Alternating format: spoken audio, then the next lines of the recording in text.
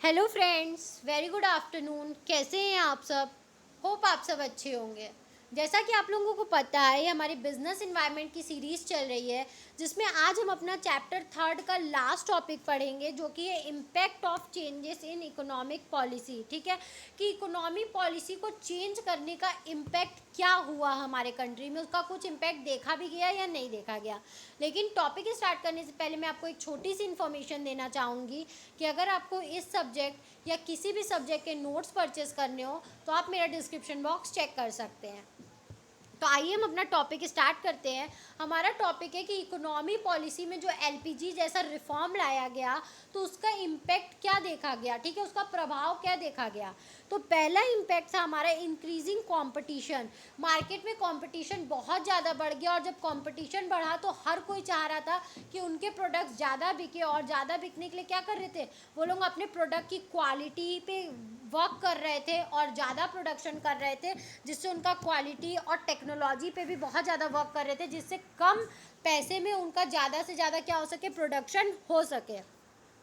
Next है हमारा more demanding customers. और जैसे ही मार्केट में बहुत सारी चीज़ें आई तो कस्टमर्स की डिमांड भी बढ़ गई, और ज़्यादा लोग क्या करने लगे, ज़्यादा चीज़ें डिमांड करने लगे, जिससे सेल्स और प्रोडक्शन दोनों ही बढ़ गया। रैपिडली चेंजिंग टेक्नोलॉजिकल इन्वायरमेंट, जैसा कि मैंने बताया, जब लोगों पे ये प्रेशर्स था कि उनको अपने गुड्स अच्छे दिखाने, इतना कंपटीशन, उनको उस कंपटीशन में सरवाइव करना है, तो लोगों ने अच्छी अच्छी टेक्नोलॉजी अपनाई, और न्यू टेक्नोलॉजिकल क्या हुआ, रैपिड चेंज हमें देखने को मिला टेक्नोलॉजी में, कि लोग क्या कर रहे हैं, नए नए टेक्नोलॉजी की तरफ जा रहे हैं। फिर है नेसेसिटी फॉर चेंज। एक चेंज की ज़रूरत हमें दिखी कि हाँ, अब बदलने की ज़रूरत है, अब जितना था उतना हमने रह लिया, अब क्या है, बदलाव नहीं करेंगे तो पीछे रह जाएंगे।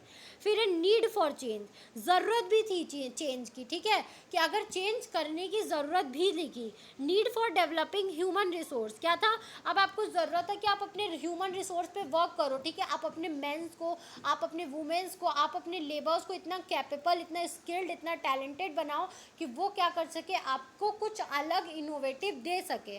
फिर था हमारा मार्केट ओरिएंटेशन। अब आपको पूरा मार्केट ओरिएंटेशन होके वर्क करना था।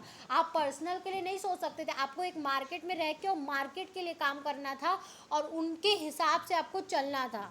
तो ये टॉपिक हमारा यहीं पे ख़त्म होता है, और ये चैप्टर भी हमारा यहीं पे ख़त्म होता है। आई होप आपको ये चैप्टर समझ में आया होगा। अगर फिर भी आपको कहीं भी कोई भी प्रॉब्लम है तो आप मुझे कमेंट सेक्शन में कमेंट करके पूछ सकते हो। Thank you very much for watching my video, and do like, subscribe and share my channel. आपको इस सब्जेक्ट या किसी भी सब्जेक्ट के नोट्स परचेज करने हो तो आप मेरा डिस्क्रिप्शन बॉक्स चेक कर सकते हो। Thank you.